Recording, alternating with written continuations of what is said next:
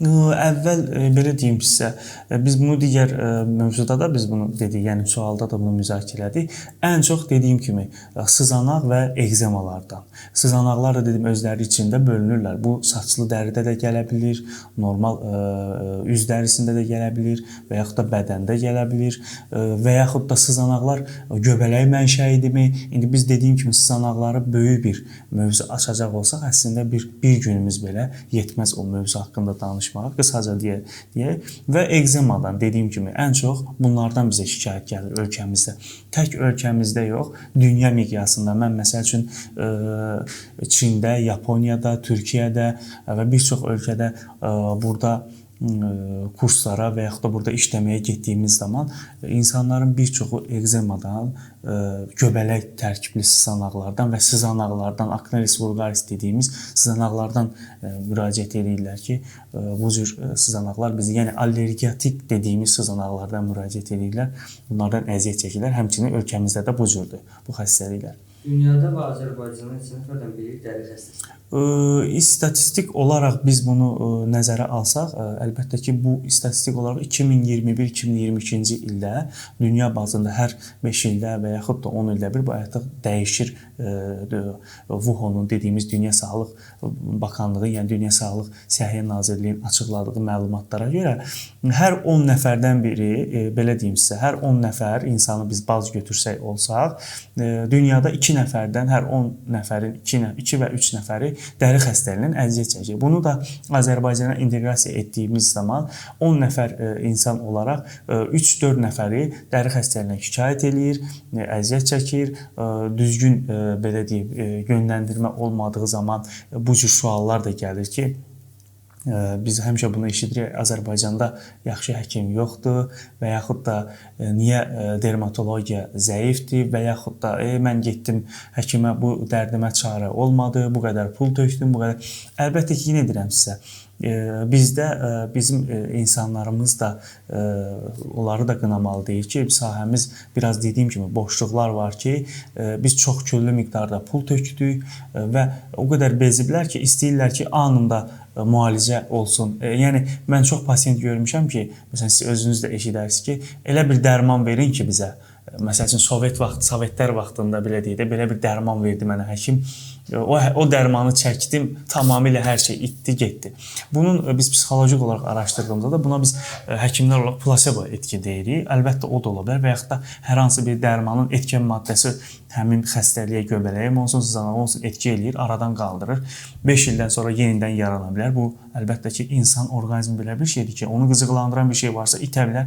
5 ildən sonra, 1 ildən sonra yenidən gəlir. Əsas odur ki, biz onun dediyim kimi kökünü tapaq. Və bu kökünü tapdıqdan sonra bu xəstəliyin həll eləyə bilərik və aradan qaldıra bilərik. Yəni Azərbaycanda və dünyada dediyim kimi hər 10 nəfərdən bir ortalama götürsək, 3 nəfəri, 2-3 nəfəri dəri xəstəliyindən əziyyət çəkir və problem həllinə yönəlmək istəyir və belə deyim də bu əziyyəti ortadan qaldırmaq istəyir.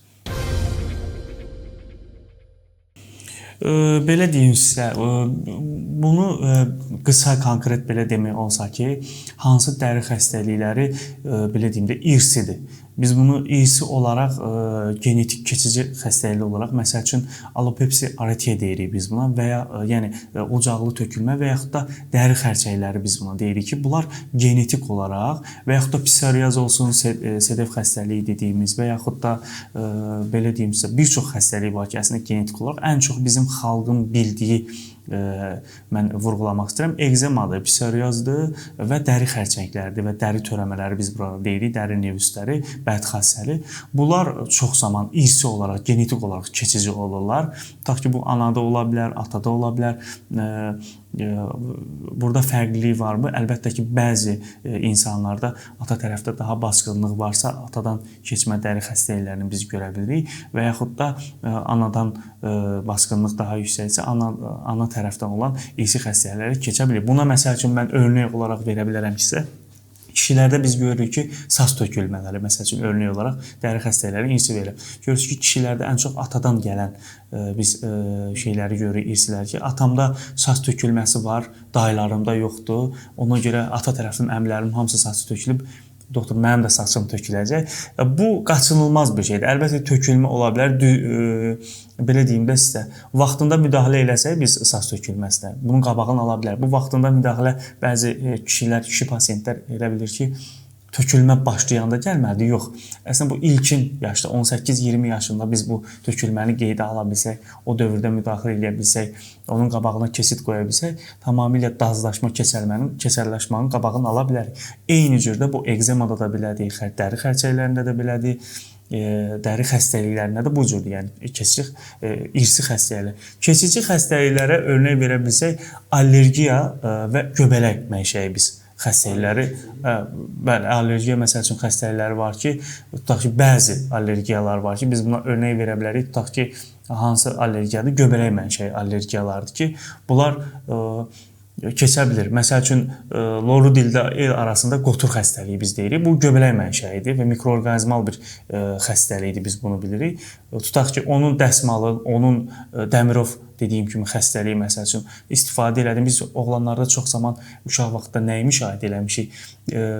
Məşqə gedirdim, nə bilim, cidoya gedirdim və yaxud da güləşə gedirdim. Biz orada o dəsmaldan istifadə elədim, dostumun dəsmalından. Saçıma Dəmirov keçdi, saqqalıma keçdi və yaxud da bədənimə qotur düşdü filan. Bu xəstəliklər keçici xəstəliklər. Bunlar mikroorqanizmal və infeksionist dediyimiz xəstəliklərdə, bu cür xəstəliklərdə əlbəttə ki, dəriyə təmas dediyimiz və yaxud da göz qişasına təmas dediyimiz bu göz ətrafındakı xəstəliklərdə biz bunları görə bilirik. Keçici xəstəliklər olaraq bunu nəzərə ala bilərik. Dəri xəstəliyindən ölən varmı? Bəli. Var, qaçınılmazdır. Bu hər bir xəstəlikdə belədir. Məsəl üçün eşidə bilərsiniz ki, mənim babam 10 dəfə Covid keçirdi. İndi doğru dilə deyirəm, məsəl üçün 2 dəfə Covid keçirdi, ölmədi. Bir dənə qrip tutdu, qripdən öldü. Bu, bilirsiniz necədir? Dəri xəstəliyi də bu cürdür. İndi bu hal-hazırda biz görürük ki, qeyri-mütəxəssis olanlar hər bir xala müdaxilə eləyir. Törəmədir bu, nevusdur. Biz bunu dermatoloq olaraq, biz bunu müayinə edirik. Bu hallara baxırıq. Xoş xassəlidirmi, bəd xassəlidirmi? Biz buna müdaxilə eləmək üçün ilkin növbədə bizim pasiyentin anamnez formunu toplayırıq. Nə zaman yaranıb, neçə yaşdan yaranıb, uşaqlıqdan mı var, niyə yaranıb, onun kökünə və yaxud da bizə də dermatoskop dediyimiz biz cihazla bunu müayinə edirik. Müayinə elədiyimiz zaman da bizə də bu sual qalan sırf törəmələr var ki, biz onları cərrahi vasitəsilə və yaxud da xüsusi cihazlarla biz onları kəsib götürürük, həkimə göndəririk. Biz onların hersinə baxırıq, patologiyasına baxırıq, rəngləməsinə baxırıq. Əgər həqiqətən bu xal, belə deyim sizə, bu törəmə, tək xal deməyək, bu törəmə bəd xassəlidirsə, biz bunun müalicəsinə başlayırıq. Yox, kənarda biz çox görürük ki, doktor getdim, bu hissəmdə xal var idi, götürdülər, itdi, bir ildən sonra böyüdü, gəldi. Biz bu xala, əlbəttə ki, biz də bunu gəlin götürək, bəlkə bir ildən sonra yaranacaq, Allah eləməsin. Bu, dəri xərçəngi səssiz gələn bir xərçəkdir. Biz necə deyirik ki, bizim qaraciyər orqanımız səssiz bir orqandır, dəri də bu cürdür. Dəri qaraciyərdəki problemi üzə verir. Qırmızı svetofor kimi, biz necə svetoforda qırmızı işıq yanır, gözləyirik, dəri də budur. İçdə, daxildə bir problem var ki, dəri bizi buna xəbər verir ki, sən buna baxmalısan, bunun kökünü enməlisən, bunu bilməlisən. Ona görə də dəridəki olan kiçik bir problemi biz, ən azından biz niyə pasiyentlərə deyirik, üzünüzdəki sızanağı sıxmayın. Biz çox bir qəzetlərdə, məqalələrdə görürük ki, dəridəki sızanağı sıxırlar, o sızanaqdan Allah eləməsin, üzdə böyük bir infeksiya yarandır. O infeksiyada gətirib ölümlə də çıxarda bilər. Tək dəri xərçəngi yox, üzdəki kiçik sızanaq belə yanlış sıxılma və yaxud da üzdə çox oynama, biz deyirik ki, üzvü didmə. Çox pasiyentə deyir ki, didmə. Bu üzdəki didmə belə, üzr istəyirəm, üzdə böyük bir infeksiya nədən ola bilər. O infeksiyada əlbəttə ki, gətirib ölümlə sonuçlandıra bilər və həyat riskini böyük dərəcədə təhdid eləyə bilər.